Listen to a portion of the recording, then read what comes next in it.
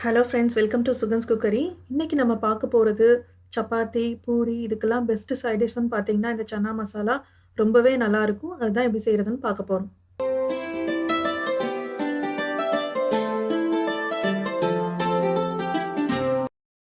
இப்போ சன்னா மசாலா செய்றதுக்கு ஒரு பேன் நல்லா சூடானதுக்கப்புறம், அதில 3 ஸ்பூன் எண்ணெய் ஊத்திக்கிறேன். எண்ணெய் வந்து நல்லா காஞ்சதுக்கப்புறம் 2 பெரிய வெங்காயத்த இந்த மாதிரி பெருசு பெருசா கட் பண்ணி, அத வந்து இது கூட சேர்த்துட்டு, அது வதங்குறதுக்காக கொஞ்சமா உப்பு சேர்த்துட்டு, இது எல்லாத்தையும் வதக்கிக்கோங்க. நம்ம வந்து வெங்காயம், தக்காளி எல்லாத்தையும் வதக்கி அரைக்க போறோம். அதனால நீங்க வந்து வெங்காயம், தக்காளி எல்லாம் சின்ன சின்னதா கட் பண்ணணும்னு அவசியம் இல்ல. இந்த மாதிரி கொஞ்சம் பெருசு பெருசா கட் பண்ணிக்கோங்க.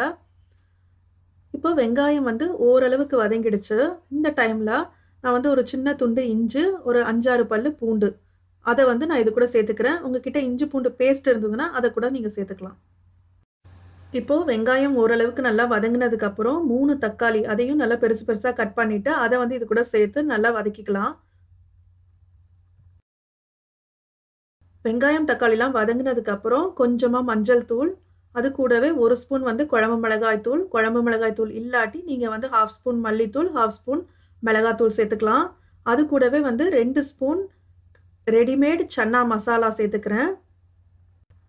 இப்போ இந்த மசாலா எல்லாத்தையும் சேர்த்துட்டு ஸ்டவ்வ வந்து சிம்முல வச்சுட்டு வதக்கிக்கோங்க. இல்லன்னா மசாலாலாம் கருகிடும். இதுல வந்து சன்னா மசாலா வந்து ஆப்ஷனல் தான். உங்களுக்கு வேணும்னா சேர்த்துக்கலாம். உங்களுக்கு வந்து ப்ராப்பரா நம்ம ரெஸ்டாரண்ட்ல சாப்பிடுற சன்னா மசாலா டேஸ்ட் வேணும் அப்டின்னா, நீங்க வந்து சன்னா மசாலா பவுடர் சேர்த்துக்கிட்டீங்கன்னா, ரொம்ப நல்ல டேஸ்ட் குடுக்கும். ஸோ இப்ப பார்த்தீங்கன்னா, மசாலா எல்லாம் நல்லா வதங்கிடுச்சு. இத நல்லா ஆற விட்டுருங்க. இது நல்லா ஆறுனதுக்கப்புறம் வேணும்னா கொஞ்சமா தண்ணி விட்டு மிக்ஸி ஜார்ல நல்லா பேஸ்ட்டாட்டம் அரைச்சு எடுத்துக்கோங்க. இப்போ மறுபடியும் அதே பேன் நல்லா சூடானதுக்கு அப்புறம் ஒரு 3 ஸ்பூன் எண்ணெய் ஊத்திக்கோங்க. எண்ணெய் வந்து நல்லா சூடானதுக்கு அப்புறம் 2 சின்ன துண்டு கறிப்பட்டை, ஒரு 3 கிராம்பு, அதுக்கப்புறம் ஒரே ஒரு நட்சத்திர சோம்பு, ஒரு பிரியாணி இலை. இது எல்லாத்தையும் சேர்த்துட்டு, அது கூடவே வந்து காரத்துக்காக 2 பச்சை மிளகாய் சேர்க்கிறேன். உங்களுக்கு காரம் அதிகமா வேணும்னா, நீங்க வந்து பச்சை மிளகாயோட அளவ வந்து அதிகரிச்சுக்கலாம். இப்போ இது எல்லாத்தையும் லைட்டா வதக்கிட்டு, மசாலாவோட வாசம் வந்ததுக்கப்புறம், நம்ம அரைச்சு வச்சிருக்கிற வெங்காயம், தக்காளி பேஸ்ட்டு, அத வந்து இது கூட சேர்த்துடலாம். சேர்த்துட்டு, இந்த எண்ணெய், இந்த மசாலா எல்லாம் ஒண்ணு சேர்ற மாதிரி நல்லா ஒரு தடவ மிக்ஸ் பண்ணி விட்டுருங்க. இப்போ மசாலா எல்லாத்தையும் நல்லா மிக்ஸ் பண்ணதுக்கப்புறம், நம்ம வேக வச்சு வச்சிருக்கிற கொண்டைக்கடலைய இது கூட சேர்த்துடலாம்.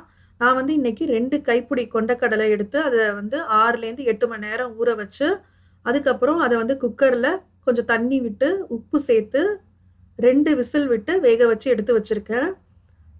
2 விசில் விட்டாலே போதும். நல்லா பஞ்சாட்டம் வெந்துடும். அந்த கொண்டைக்கடலைய தண்ணியோட இதுல சேர்த்துக்கோங்க. ஏன்னா, தண்ணீல தான் எல்லா சத்துமே இருக்கு.